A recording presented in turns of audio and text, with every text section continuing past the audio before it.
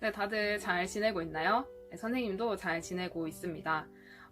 점점 이렇게 시간이 길어지게 되면서 여러분 보고 싶은 마음도 점점 커져가는 것 같아요. 그런데 오늘은 기도하다가 그런 마음이 들더라고요. 여러분이 보고 싶은 만큼 여러분을 위해서 더 기도해야겠다. 이런 마음이 들더라고요. 그래서 선생님도 여러분을 위해서 열심으로 기도하고 있으니 여러분도 누군가 여러분을 위해서 기도하고 있다는 사실을 기억하면서 오늘 하루도 여러분의 자리에서 힘을 내봤으면 좋겠습니다. 화이팅! 오늘 강의는 선생님이 기출문제 풀이 강의로 준비를 했습니다. 그래서 지난 3개년간 6월, 9월 수능에 나왔던 기출문제를 우리가 같이 볼 건데 그 중에서 다 볼 건 아니고 여러분들이 지금 3월부터 인터넷 강의로 들었던 그런 내용들 거기에 관련된 것만 선생님이 뽑아왔어요. 그러니까 한 24문제 정도 되는 것 같아요. 그래서 이 내용들을 선생님이랑 같이 문제풀이로 해보면서 수능에는 어떤 식으로 문제가 나왔고 어떤 문제가 반복되어서 나오는지 그런 것들을 선생님이랑 같이 살펴볼 예정입니다. 그래서 여러분들이 문제 풀고 꼭 문제를 푼 다음에 이 영상을 시청해 주셨으면 좋겠습니다. 그러면 같이 문제풀이 하러 가봅시다. 출발! 그러면 우리 첫 번째 문제부터 함께 살펴보도록 합시다. 첫 번째 문제 보면 이렇게 자료가 나와요. 한국사에서 문제를 풀 때 항상 이런 자료를 바탕으로 어느 시대인지 시대를 파악하고 그 시대에 대한 특징이라든지 그 다음에 뭐 인물이라든지 혹은 사건이라든지 이런 것들을 물어보는 문제가 자주 출제가 됩니다. 그래서 우리가 이런 자료를 봤을 때 이 자료가 어느 시대를 말하는지 찾을 수 있는 그런 키워드를 파악하는 게 가장 중요한 부분이라고 할 수 있습니다. 그러면 옆에 있는 자료에서 키워드를 찾아보면 바로 뭘까요? 그렇죠. 첫 번째 줄에 있는 모내기법의 전국적 보급, 이것을 보고 우리가 이 시기가 언제라는 걸 알 수 있어야 되죠. 그렇죠. 바로 조선 후기에 대한 문제구나라는 걸 여러분이 알 수 있어야 됩니다. 조선 후기에 모내기법이 전국적으로 확산되면서 경제, 사회, 문화 전반에 걸쳐서 여러 가지 변화들이 있었죠. 그런 여러 가지 변화들이 막 일어나는 시기, 격동의 시기이기 때문에 이 시기에 관한 문제가 굉장히 많이 출제가 됩니다. 그래서 뭐 어떤 시기의 변화다 이렇게 했을 때 주로 조선 후기에 관련된 그런 문제일 가능성이 가장 높아요. 그래서 여러분이 이 모내기법과 관련된 여러 가지 변화들은 꼼꼼하게 잘 기억을 해둘 필요가 있습니다. 자, 그러면 이 옆에 있는 그림을 우리가 하나씩 보면서 조선 후기의 그림을 찾으면 되겠죠. 자, 1번의 고사관수도 이거는 언제 그림일까요? 네, 이거는 바로 조선 전기의 대표적인 그림입니다. 그 다음 2번 양직공도. 이 양이라는 것이 중요한데 이거는 양나라의 사신으로 갔던 백제사신의 모습을 그린 것입니다. 그래서 이것을 보고 백제사신이니까 어느 시대? 그렇죠. 삼국시대라는 걸 알 수 있고 3번에 보면 대장간. 이거는 딱 봐도 누구의 그림이죠? 바로 김홍도의 그림이고 조선 후기에 유행했던 풍속화 중에 하나다라는 걸 알 수 있어요. 그래서 답은 3번이 되겠죠. 그 다음 천마도. 천마도는 어느 고분에서 나왔을까요? 그렇죠. 천마총에서 나왔는데 이 천마총은 어느 나라의 고분일까요? 네, 신라. 어디서 들어본 것 같죠? 그래서 신라의 천마총에서 나온 그림이고 그래서 삼국시대라는 걸 알 수 있어요. 그 다음 마지막으로 몽유도원도는 어느 시대의 그림일까요? 네, 이거는 조선 전기의 그림입니다. 그래서 답은 3번이 되겠네요. 그래서 우리가 조선 후기에 모내기법의 등장으로 있었던 여러 가지 변화를 살펴보면 모내기법이 등장하면서 장점이 뭐였죠? 그렇죠. 빠른 시간 내에 모를 빨리 심을 수 있고 모가 잘 자라기 때문에 생산량이 늘어났다고 했어요. 그래서 우리가 그걸 한마디로 생산력의 향상이다 라고 했고 이렇게 생산력이 향상되니까 한 사람이 경작할 수 있는 토지의 양이 어떻게 돼요? 넓어지는 거예요. 그래서 어떤 사람들은 굉장히 넓은 토지를 한꺼번에 자기가 경작을 하기도 하는 그런 현상이 나타났는데 그걸 바로 광작이라고 해요. 광작이 유행하게 되고 이렇게 광작으로 부를 많이 축적한 사람들, 농민들도 생겨나기 시작했어요. 그래서 분홍층이 생겨나기 시작했다. 이렇게 부유해진 농민들이 자기가 이제 농민의 신분이지만 양반처럼 행세하기도 했는데 그래서 신분을 사기도 하고 그런 현상들이 막 일어나게 됐어요. 그래서 신분제의 동요를 가져왔다라고 했었죠. 문화면에서의 변화를 보면 이제 이렇게 부유한 농민들이 옛날에는 먹고 살기 힘들어서 문화 같은 거에는 관심이 없었어요. 근데 이제 이렇게 돈도 생기고 시간도 생기고 이러니까 뭐 시조도 읽게 되고 그다음에 소설도 읽게 되고 또 판소리 구경 가기도 하고 또 그림을 구경하기도 하고 이런 양상들이 막 나타나기 시작하는 거예요. 그래서 문화면에서 여러 가지 발전이 있었고 특히 그 문화에서 주인공이 누가 되었다? 그렇죠. 이렇게 문화를 향유하는 서민들이 늘어나게 되면서 이 시기에 서민 문화가 발달했다라는 거. 네, 두 번째 문제. 가에 들어갈 사건으로 옳은 것은 이라고 했어요. 자, 자료를 보고 우리가 키워드를 찾아보면 키워드가 뭘까요? 그렇죠. 첫 번째 줄 딱 첫 단어 프랑스 군함이 쳐들어왔다 라는 걸 통해서 우리가 바로 병인 양요인 걸 알 수 있어야 됩니다.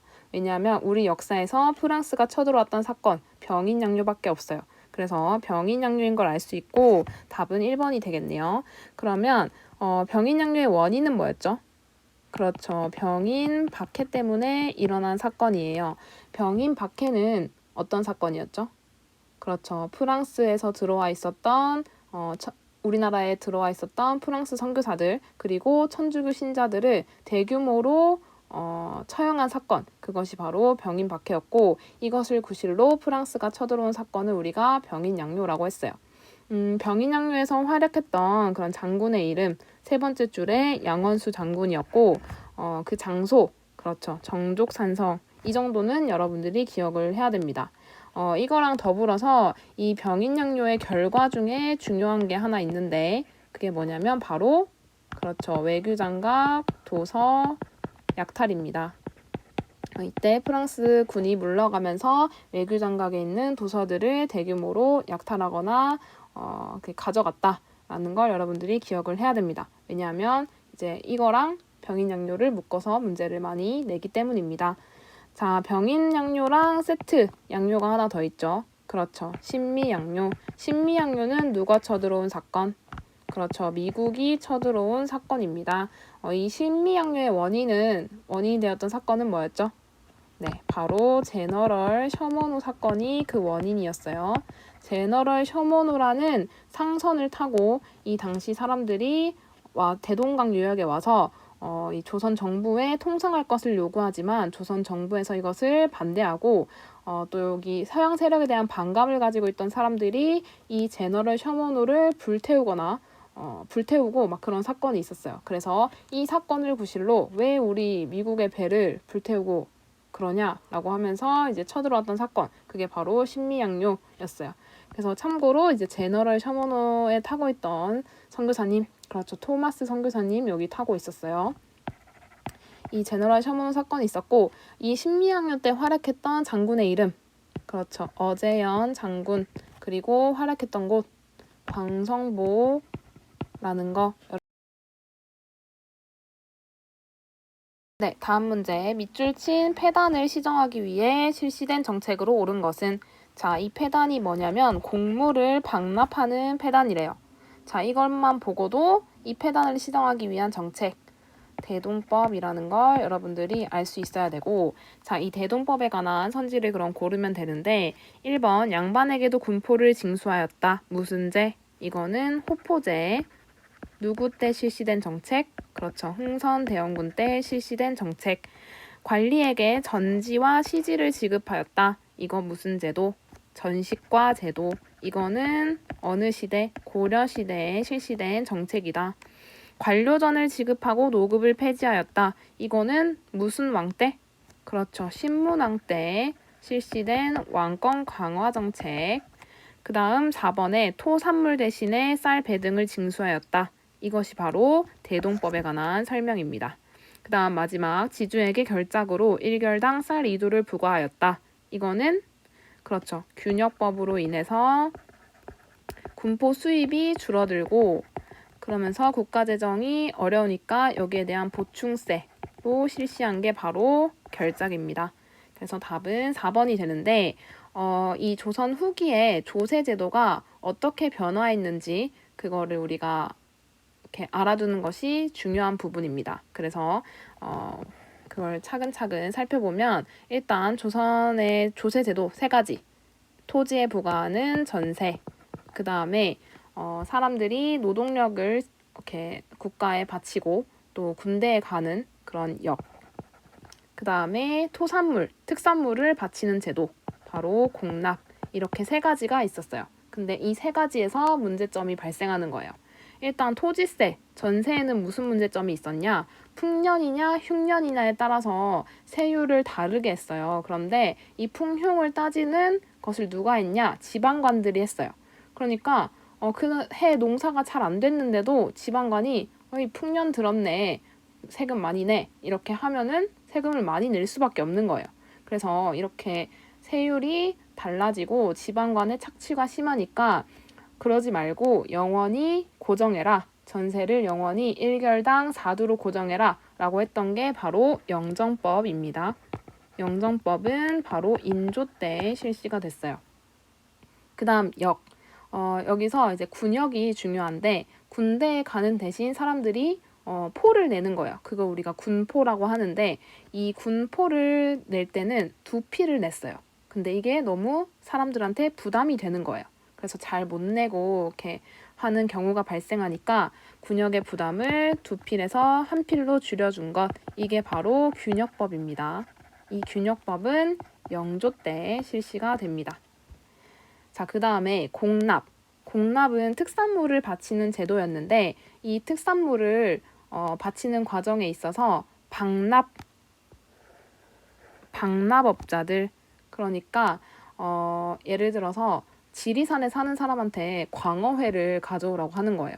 그러면 광어회를 산에서는 구할 수가 없죠. 그러니까 이거를 방납업자들한테 사는 거예요. 광어회를. 그렇게 사서 국가에다가 바치는 이런 일들이 발생하기도 하는데 이런 과정에서 방납업자들은 당연히 돈을 비싸게 받겠죠. 그러니까 일반 백성들의 삶이 너무 어려운 거예요. 그래서 이러한 폐단을 시정하기 위해서 광어회를 광어회로 내지 말고 이제 그냥 쌀이나 포나 돈으로 내라, 이렇게 했던 제도가 바로 대동법입니다. 그래서 대동법은 어느 때 실시가 되냐? 바로 광해군 때 실시가 되는 정책입니다. 그래서 여러분들이 이렇게 영정법, 균역법, 대동법 이 3가지는 꼭 알아둬야 되고 이 중에서 가장 많이 나오는 건 대동법입니다. 이 왕의 업적으로 옳은 것은 규장각의 초계문신을 대상으로 치른 시험이래요. 자, 초계문신제 누가 실시한 정책? 그렇죠. 정조가 실시한 정책입니다. 그러면 정조에 대한 업적을 골라보면 1번 당백전을 발행하였다. 이거 누구 때? 그렇죠. 흥선대원군 때 뭘 하기 위해서? 경복궁 중건하기 위해서 발행했던 화폐. 자, 2번 동북구성을 축조하였다. 이거는 어느 시대? 고려시대에, 이건 예종 때의 설명이고 이거는 여진에 대항해서 동북구성을 지은 거였죠. 그 다음 수원화성을 건설하였다. 이거 바로 정조 때 있었던 일이죠. 그래서 정약용이 발명한 뭐를 가지고? 그렇죠. 거중기를 가지고 지었던 것, 바로 수원화성입니다. 자, 사심관 제도를 실시하였다. 그 지역에 사심관으로 임명해서 호족들을 통제하기 위한 누구의 정책? 그렇죠. 고려 태조왕건의 정책입니다. 교육입국조서를 발표하였다. 이거는 우리가 이후에 배우게 될 텐데 이건 바로 고종 때 있었던 일입니다. 그래서 답은 3번이 되겠네요. 자, 정조 때 실시됐던 대표적인 정책 2가지를 더 해볼게요. 시전 상인이 가지고 있던 금난전권, 난전을 금할 수 있는 권리, 이것을 이제 폐지시켰던 그런 사건, 바로 신해통공입니다. 신해통공이 이때 발표가 돼서 자유로운 상행위가 가능하게끔 했던 것이 바로 정조의 업적이고, 또 하나 더 있는데 자신의 친위부대를 설치하죠. 그게 바로 이름이 장룡령. 이라는 친위 부대를 설치했다. 이것까지 여러분들이 알아두면 됩니다. 그리고 여기다가 그 당시에 탕평책, 영조가 실시했던 탕평책을 정조도 실시했다까지 사건에 대한 설명으로 옳은 것은 김옥균, 박영효, 급진계합파가 일으킨 사건. 네, 바로 갑신정변에 대한 문제입니다. 자, 선지 중에서 갑신정변에 대한 내용을 골라보면 1번 훈련도감이 설치되는 계기가 되었다. 이거는 언제? 네, 임진왜란의 결과, 임진왜란 때 군사제도를 조금 개편해야겠다라고 하면서 설치된 게 바로 훈련도감이었고, 제너럴 셔먼호 사건을 구실로 발생하였다. 이거 아까 했었죠? 바로 신미양요에 대한 내용입니다. 그 다음 3번 우정총국 개국축하연을 이용하여 일어났다. 네, 3번이 답이 되는 거죠. 그래서 지금의 우체국, 당시 우정총국이 처음 문을 여는 파티에서 이 갑신정변이 처음 발생을 하게 되죠. 그 다음 광주학생 항일운동이 일어나는 배경이 되었다. 이거는 일제강점기 때 있었던 사건이고요. 그 다음 조청산민 수령무역장정 체결의 원인이 되었다. 이거가 조금 헷갈릴 수 있는데 이거는 바로 이모군란에 대한 설명입니다. 자, 조청산민 수령무역장정은 조선과 청나라 사이에 맺어진 조약인데 이걸 통해서 뭐가 가능해졌다? 네, 바로 내지 무역이 가능해졌다. 그래서 청나라 상인과 일본 상인이 조선의 내륙 깊숙이 들어와서까지 상행위를 할 수 있게 되면서 조선의 상민들이 큰 타격을 입었던 그런 조약입니다. 들어갈 내용으로 가장 적절한 것은 자, 여기서 키워드를 찾으면 뭐가 있을까요? 네, 바로 공명첩입니다. 공명첩은 뭐냐면 빌공자의 이름 명자예요. 그래서 이름이 비어있는 문서. 그래서 이 문서를 돈을 주고 사서 여기다가 이름을 써넣으면 관품과 군역 면제 등의 혜택을 받는 거예요. 그래서 이것이 등장했던 시기는 어느 시기? 그렇죠. 조선 후기다. 조선 후기에 부유해진 상민들, 부유해진 농민들이 이 공명첩을 사들이는 방법을 통해서 양반의 지위를 얻고 신분 상승을 꿈꿨던 것, 그것을 이야기하는 그런 내용입니다. 그래서 답을 고르면 그렇죠. 1번이 되는 거죠. 그래서 몇백 년간 유지되어 오던 신분제가 이러한 공명첩 발급을 통해서 흔들리기 시작했던 때 자료에 나타난 시기의 경제 상황으로 옳은 것은 이것도 시기를 판단하는 문제인데 이 시기를 알 수 있는 키워드 그렇죠. 세 번째 줄에 있는 상평통보입니다. 그래서 상평통보가 활발하게 사용되기 시작했던 시기 바로 조선 후기에 대한 내용이고 그 내용을 선지에서 골라보면 아라비아 상인들이 벽란도에 와서 무역하였다. 벽란도는 어느 나라의 대표적 항구? 네, 고려의 대표적 항구입니다. 그 다음 관리들을 대상으로 전시과 제도가 시행되었다. 전시과는 그렇죠. 고려의 제도였죠. 그 다음 담배를 비롯한 상품 작물이 재배되었다. 이게 바로 조선 후기에 대한 설명입니다. 조선 후기에 이제 상업이 발달하고 또 장시가 발달하게 되면서 쌀뿐만 아니라 인삼, 담배, 면화, 고추, 채소 이런 것들 다양한 작물들이 활발하게 재배되기 시작했던 때가 바로 조선 후기였죠. 자, 고액 화폐로 활구가 유통되었다. 자, 활구 또는 은병이 많이 사용되던 시기 바로 고려에 대한 설명입니다. 그 다음 백성에게 정전이 지급되었다. 이거는 통일신라에 관한 내용입니다. 그래서 답은 3번. 할 내용으로 가장 적절한 것은 자, 조선 후기 사상계의 새로운 경향, 조선 후기에 등장한 새로운 사상 하면 여러분들이 딱 한 가지를 떠올려야 되는데 바로 실학입니다. 실학.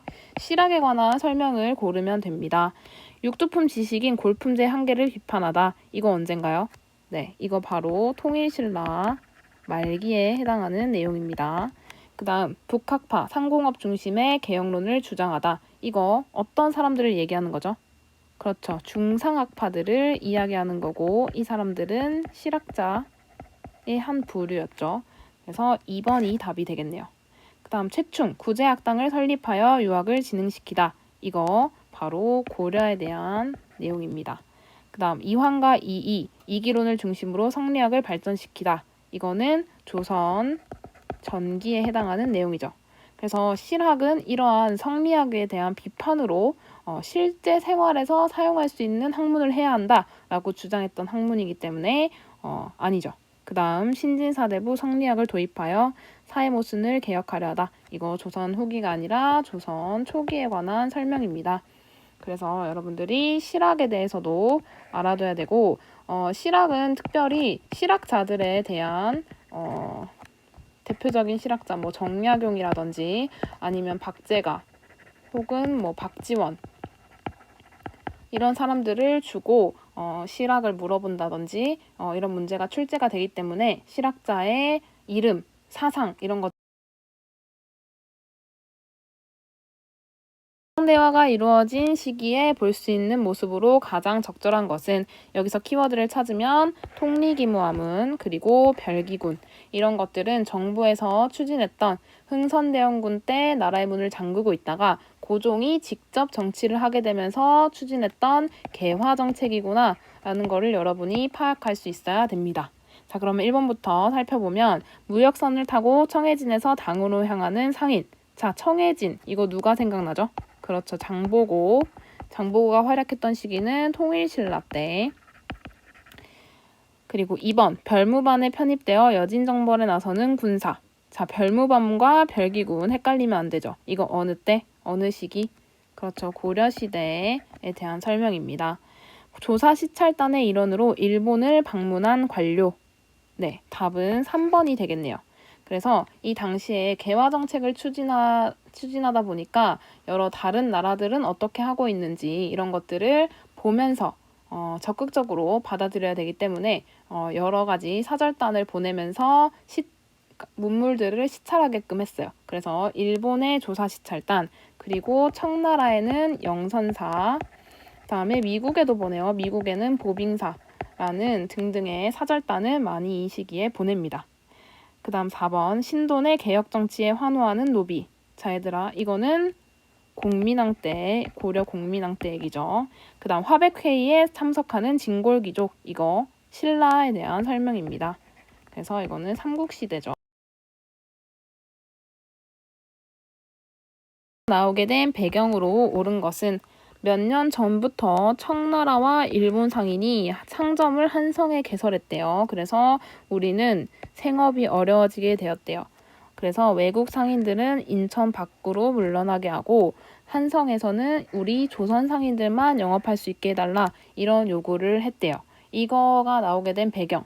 그렇죠. 청나라와 일본 상인들이 한성에다가 상점을 개설할 수 있게 된 조약. 바로 조창상민 수륙무역장정에 대한 그런 요구입니다. 그래서 답은 1번이 됩니다.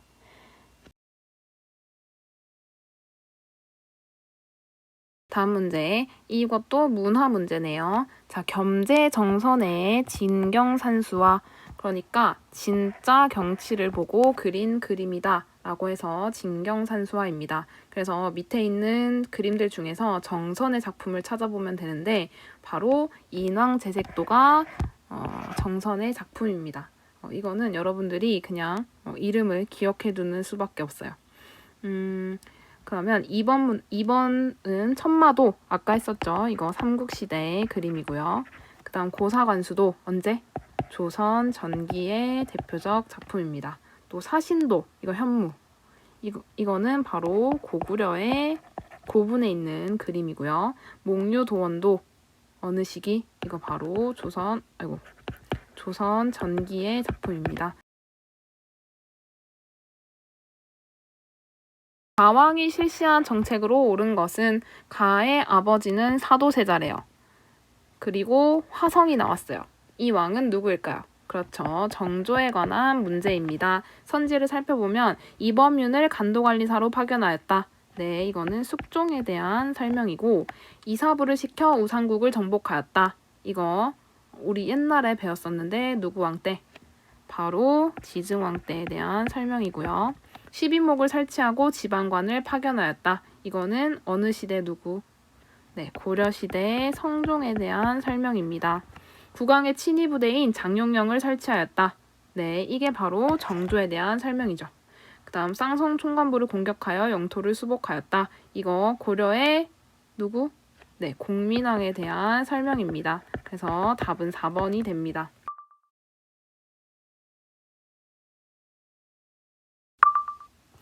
자, 가사건에 대한 설명으로 옳은 것은 여기서 키워드를 찾으면 홍영식 그리고 김옥균 여기만 보고 우리가 무슨 사건이다? 네, 갑신정변인 걸 알 수 있어야 되죠. 그래서 갑신정변에 대한 설명을 선지에서 골라보면 1번 급진계합파가 주도하였다. 네, 1번이 답이 되겠네요. 자, 갑신정변이 일어나던 당시 급진계합파 그리고 온건계합파가 있었어요. 그러니까 개화 정책을 추진을 하는데 그 개화를 급진적으로 할 것이냐 아니면 점진적으로 할 것이냐 이걸 둘러싸고 두 파로 나뉜 거예요. 근데 그 당시에 개화 정책을 추진하고 있었던 주도 세력은 바로 온건계합파였어요. 그래서 이 정치 권력에서 밀려나 있던 급진계합파들이 정변을 일으켜서 권력을 장악하고자 했던 것, 그게 바로 갑신정변이었죠. 이 갑신정변의 결과 맺어진 두 개의 조약이 또 중요한데 조선과 일본 사이에 무슨 조약? 한성조약. 이걸 맺어서 일본에 배상금을 지불하고 뭐 여러 가지 그런 조항들이 있었고 그 다음에 청나라와 일본 간에 맺어진 게 중요한데 바로 텐진 조약입니다. 이 텐진 조약의 주요 내용을 8글자로 표현하면 공동철수, 공동출병. 그래서 지금은 우리가 청나라와 일본 둘 다 철수를 조선에서 하자. 근데 조선에 무슨 일이 생겨서 군대가 파견돼야 될 때는 한 나라만 들어오는 게 아니라 우리 같이 들어와야 된다. 이렇게 약속했던 그 조약이 바로 텐진 조약이었고 이 텐진 조약의 결과 나중에 우리나라 안에서 청나라와 일본군이 싸우는 것 그렇죠. 청일전쟁이 일어나는 계기가 되었던 조약이 바로 텐진 조약이기 때문에 여러분이 이 텐진 조약을 꼭 기억을 해둬야 내용으로 가장 적절한 것은 공동농장제인 여전론을 주장을 했대요. 그 다음 거중기를 만들어서 수원화성 축조에 이용했대요. 자, 이 사람 누굴까요? 그렇죠. 대표적인 실학자인 정약용에 대한 문제입니다. 그러면 정약용에 대한 내용을 골라보면 1번 왕명을 받아 동의보감을 저술하였다. 자, 이거 옛날에 엄청 유명했던 드라마 제목이기도 한데 허준입니다. 허준. 갑신정변을 주도하여 근대 개혁을 시도하였다. 갑신정변 주도한 사람. 그렇죠. 김옥균. 그 다음 국가체제 정비 내용을 담은 시무 28조. 이거 어느 시대? 네, 고려 때. 누구? 최승로에 대한 설명입니다. 그 다음 수령이 지켜야 할 덕목을 제시한 목민심서를 집필하였다. 네, 바로 이게 정약용에 대한 내용이죠. 그 다음 산과 하천 등을 자세히 표시한 대동여 지도를 제작하였다. 이거 고산자 김정호에 대한 설명입니다. 그래서 여러분들이 정약용에 대한 내용은 책 이름까지도 기억을 해둘 필요가 있다. 네, 그 다음 밑줄 친 국왕의 정책으로 옳은 것은 여기 보면 탕평비라는 힌트가 나오죠. 자, 탕평 정책을 추진했던 사람은 2명이 있죠. 영조와 정조. 그 중에서 탕평비를 세운 사람은 바로 영조입니다. 영조에 대한 그런 힌트는 바로 여기 속대전이라는 법전을 편찬했던 것 이걸 보고도 이게 영조에 대한 문제구나 라는 걸 알 수 있어야 됩니다. 자, 그러면 영조의 정책으로 옳은 것은 1번 균역법을 실시하였다. 네, 이게 답이네요. 그래서 2필에서 1필로 군포 부담을 줄여주었다. 그 다음 정동행성을 폐지하였다. 이거 고려시대의 누구? 그렇죠. 공민왕에 대한 이야기입니다. 사신관 제도를 시행하였다. 아까도 봤었죠. 고려 태조왕건. 통리기무화문을 설치하였다. 이거 고종의 개화정책, 고종이 친정을 시작하면서 했던 개화정책 추진기구였습니다. 그 다음 22담로에 왕족을 파견하였다. 그래서 왕권 강화를 꾀했던 백제의 왕. 네, 바로 무령왕에 대한 설명입니다. 그래서 답은 1번. 질문에 대한 학생의 답변으로 가장 적절한 것은 자, 이 그림은 김홍도와 신윤복의 작품이래요. 김홍도와 신윤복이 활약했던 시기. 네, 바로 조선 후기에 대한 설명을 고르면 됩니다. 황룡사 구축목탑이 건립되었다. 이거 어느 시기인가요? 네, 통일신라 시대 때 이야기입니다. 한글 소설과 사설 시조가 유행하였다. 네, 바로 이게 조선 후기에 등장했던 서민 문화들에 대한 설명입니다. 그래서 답은 2번이 되고요.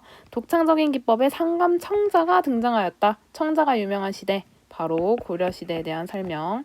금속 활자로 인쇄된 직지 심체요절이 간행되었다. 이거 직지도 고려시대의 이야기입니다. 중국 남조의 영향을 받은 벽돌 무덤이 축조되었다. 이거는 바로 삼국시대에 대한 설명이고, 이 중국 남조의 영향을 받은 벽돌 무덤 대표적인 거 바로 무령왕릉. 여기까지 여러분이 알아두면 됩니다. 자, 가에 들어갈 장면의 제목으로 가장 적절한 것은 서구 열강의 침략과 조선의 대응이래요. 그래서 병인박해가 일어나고 프랑스군이 강화도를 침략한 것, 이게 바로 병인 양요겠죠. 그 사이에 이 사건이 있었고 그 다음에 척화비를 세웠대요. 그 사이에 있었던 사건들 무엇이 있을까요? 네, 바로 1번 신미양요입니다. 여기서 또 하나 뭐 더 들어갈 수 있다면 오페르트 도굴 사건. 흥선대원군의 아버지였던 남양군 묘를 독일 상인 오페르트가 도굴하려다가 실패한 사건. 그게 바로 이 시기에 있었던 사건이죠. 그래서 답은 1번이 되고, 을미의병이 일어나다. 이거는 을미사변 이후에 일어난 거고, 홍범 14조가 반포되었다. 이건 이후에 배울 갑오개혁 때 이야기입니다. 그 다음 거문도 사건은 1885년에 영국이 우리나라의 섬인 거문도를 불법으로 점령한 사건이었어요. 그래서 이후에 또 나올 거고, 동학농민군이 봉기하였다. 이거 1894년 선생님이 꼭 기억해두라고 했었죠. 그래서 네, 다음 문제로 넘어가 봅시다.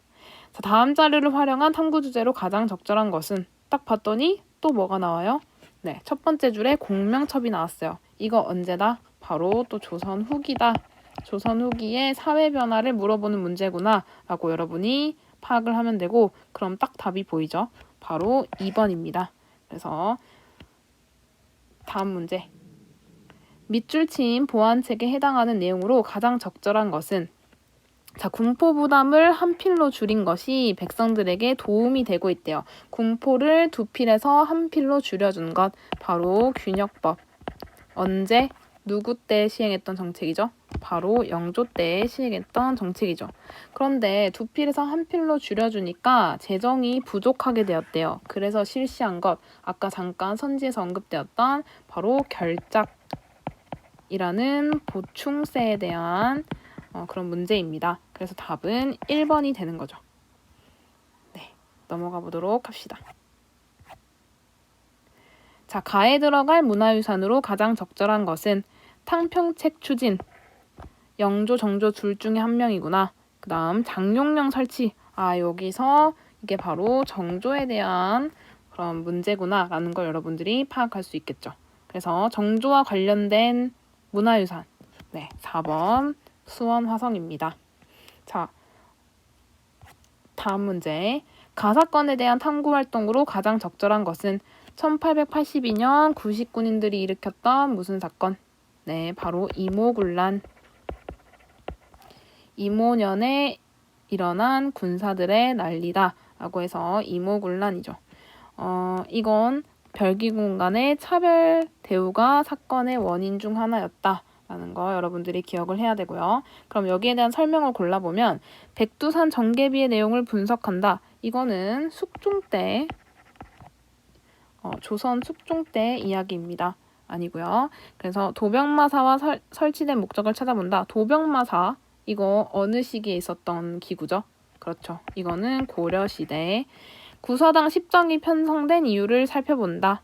구서당 10정 이거 어느 시기에 그런 군사제도였죠? 네, 이거는 통일신라. 신라가 삼국을 통일하고 나서 그래서 고구려, 백제, 신라, 말가림까지 포함한 군사 조직을 만들었는데 그게 바로 구서당이었다라고 했었죠. 그 다음 산미증식 계획이 추진되는 과정을 조사한다. 이거는 1920년대 이후에 일제강점기 때 배울 거예요. 그 다음 조창상민 수륙무역 장정이 체결된 배경을 알아본다. 바로 5번이 답이 됩니다. 그래서 여러분이 이모군란, 조창상민 수륙무역 장정 여기를 꼭 연결해서 기억을 해.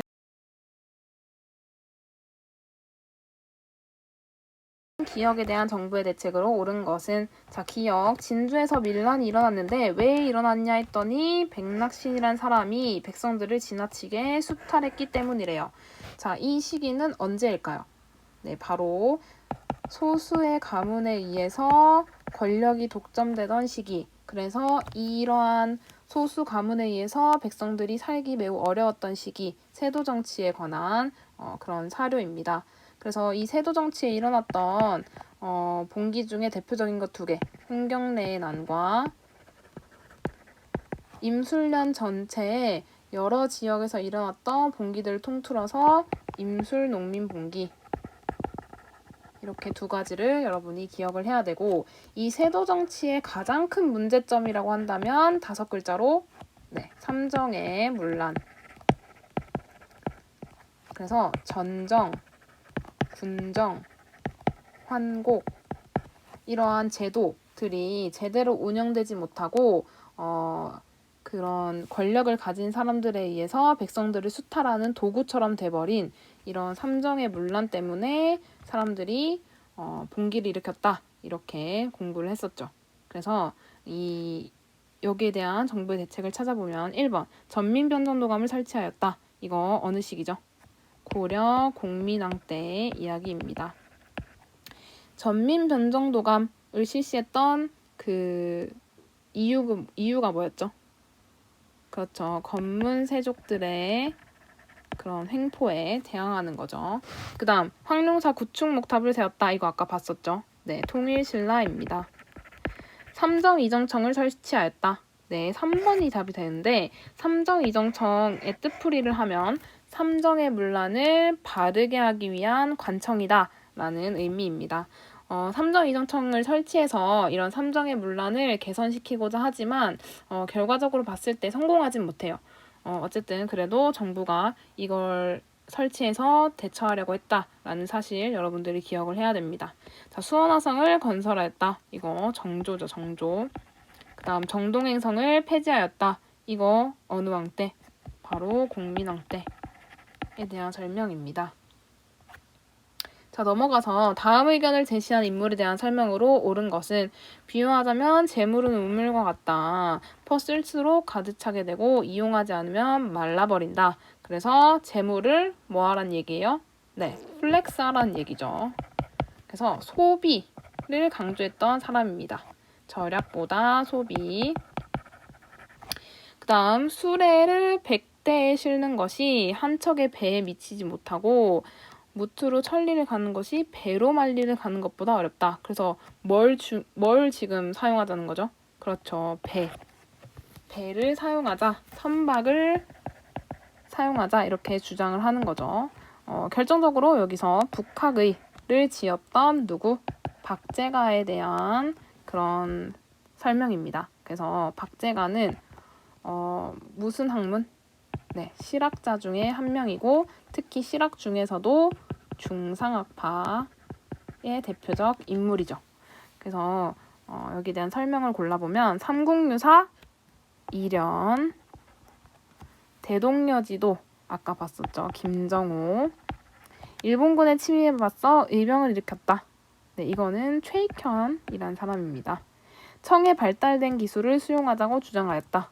네, 바로 4번이 답이 되는 거죠. 자, 정해쌍수를 제창하고 결사운동을 주도하였다. 이거 진울입니다. 그래서 이 중상학파는 주로 청나라의 문물을 수용할 것을 주장하는 북학파들이 중상학파가 되었다. 이렇게 여러분들이 기억을 해야 됩니다. 자, 다음 가상대화가 나타나게 된 배경으로 가장 적절한 것은 여보게 청나라 상인이 한성과 양화진의 영업소를 개설할 수 있게 됐다네. 자, 이거 세 번째 보죠. 무슨 조약인가요? 네, 조청, 상민, 수령무역 장정.